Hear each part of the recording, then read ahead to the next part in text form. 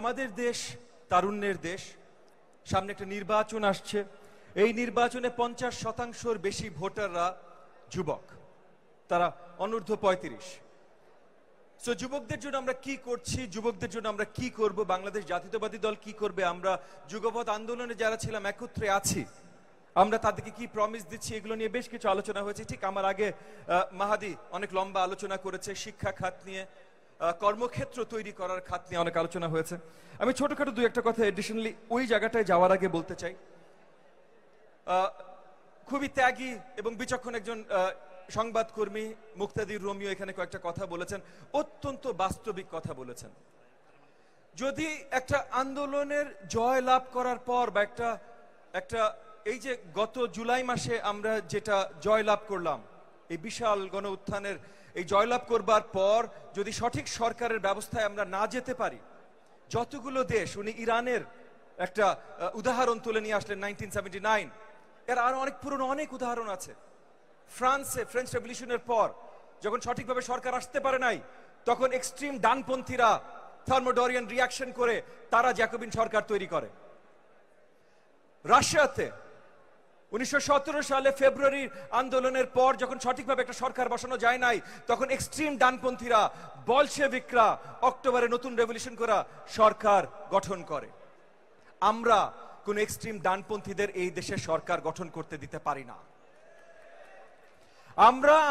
আমরা সবাই গত 15, 16, 17 বছর এত ত্যাগ স্বীকার করে, জান বাজি রেখে, নিজেদের সহকর্মীদের জীবন ত্যাগ দেখে আমরা এত কিছু করি নাই যে সামনে থেকে মাঝখান থেকে এক্সট্রিম ডানপন্থীরা বাংলাদেশকে চুরি করে নিয়ে যাবে। এইটা আমরা হইতে দিতে পারি না। এবং মুক্তাদির রোমিও সঠিক কথা বলেছেন। পাগড়ি পরা কিছু চিন্তক আছেন বা একজন চিন্তক আছেন, ওনার লোকজন অনেক জায়গায় ছড়িয়ে গেছে, অন্তর্বর্তীকালীন সরকারে ছড়িয়ে গেছে। ডানপন্থী দল আছে একটা, সরকার পরিচালনার অনেক জায়গায় তাদের লোকজন ছড়িয়ে গেছে। আমরা গণতন্ত্র নিয়ে চিন্তা করছিলাম, আমরা দেশ, জাতি এবং জনগণ নিয়ে চিন্তা করছিলাম, দুষ্ট চিন্তা আমরা করি নাই, তাই আমাদের লোকজন ওই জায়গায় বসাইতে পারি নাই। কিন্তু তার মানে যেই আন্দোলনে আমরা নেমেছিলাম সেই আন্দোলন এখনো শেষ হয় নাই। তার মানে আন্দোলন এখনো চলছে।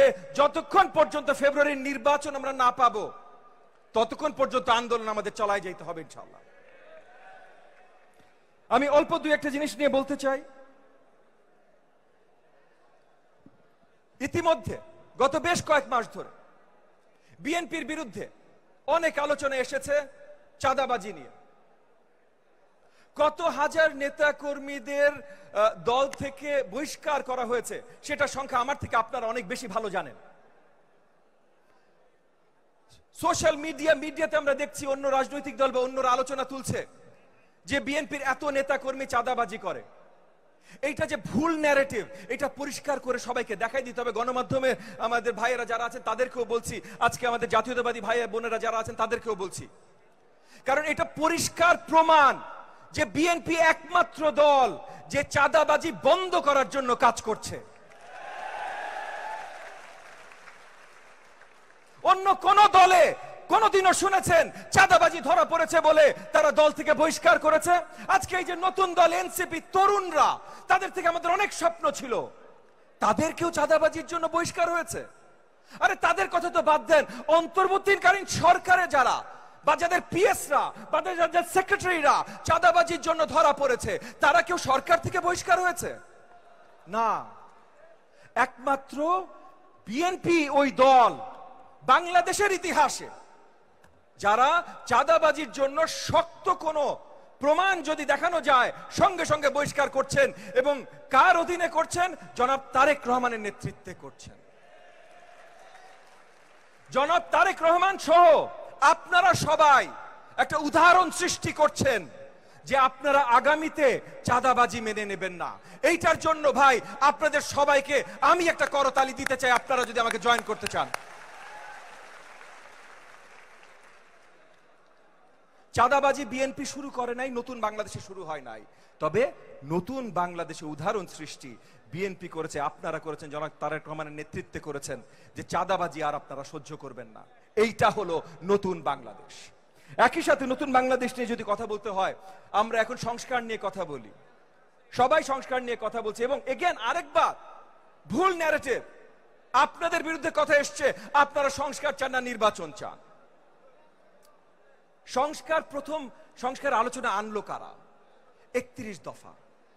31 দফার মাধ্যমে প্রথম বাংলাদেশের জনগণের কাছে যাওয়া হলো এবং 31 দফা প্রথমে বিএনপি মানে আপনাদের জাতীয়তাবাদী দল আপনারা নিজেরা করলেন, তারপর যুগপৎ আন্দোলনে আমরা যারা ছিলাম আমাদেরকে ডাকলেন, আমাদেরকে আমন্ত্রণ জানাইলেন, আমরা সবাই মিলে আলোচনা করে 31 দফা আমরা নির্ণয় করলাম বাংলাদেশের জনগণকে সঠিক গণতন্ত্র উপহার দিতে হইলে এই 31 দফা লাগবে।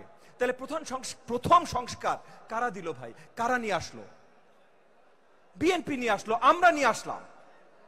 তাহলে যারা প্রথম সংস্কার নিয়ে আসলাম তাদেরকে যদি এখন সংস্কার বিরোধী বলা হয় তাহলে সেটার বিরুদ্ধে আওয়াজ তুলতে হবে না? কারণ যারা বলছে সংস্কার আমরা আগে চাই না, আমরা শুধু নির্বাচন চাই, তাদেরকে একটু মনে করিয়ে দেন ভাই, গত 6 বছরের সরকারে সিলেটের সব সাদা পাথর উধাও হয়ে গেছে, কেউ থামাইতে পারে নাই। গত 6 মাসের সরকারে সব জায়গায় করাপশন ছড়িয়ে গেছে, কেউ থামাইতে পারে নাই। গত 12 মাসের সরকারে আইন শৃঙ্খলা কোনো জায়গায় ফেরত আনা যায় নাই। একটা কারণ আছে ভাই, আমরা নির্বাচন চাই। দেশকে জনগণকে সঠিক পথে নিয়ে যাবার জন্য নির্বাচনের অন্য কোনো অল্টারনেটিভ নাই, কখনো ছিল না, আগামীতেও কখনো আসবে না। তার জন্য আমরা নির্বাচন চাই। এই ন্যারেটিভটা আপনাদের সবার কাছ থেকে শক্তভাবে আসা অত্যন্ত গুরুত্বপূর্ণ এবং একই সাথে আমার গণমাধ্যমের ভাই বোনদের আবার আবেদন জানাচ্ছি, আপনাদের কাছ থেকে আসা গুরুত্বপূর্ণ। আমরা নির্বাচন ভাই ক্ষমতায় যাওয়ার জন্য চাই না তো। আপনারাই বলছেন নির্বাচনের বিএনপি ক্ষমতায় যাবে। গত অনেক বছর কোনো নির্বাচন হয় নাই তো, তাহলে কে ক্ষমতায় যাবে? জনগণের উপরে ছেড়ে দেন না, কিন্তু জনগণের উপরে ছাড়েন, জনগণকে তাদের মূল্যবান ভোটটা দিতে দেন, এইটা থামাইতে চেষ্টা করেন না। তার জন্য বলছি আমাদের আন্দোলন এখনো শেষ হয় নাই। আমি আমার আলোচনা লম্বা করব না। আমি শরীফুল ইসলাম খান ভাইয়ের কবিতা শুনে অনেক ইন্সপায়ার্ড হয়ে গেছিলাম, মনে করেছিলাম কবিতা বলবো, বাট আমি আর কবিতার মধ্যে নাই আজকে। কিন্তু একটা জিনিস আমাদের সকলের মনে রাখতে হবে,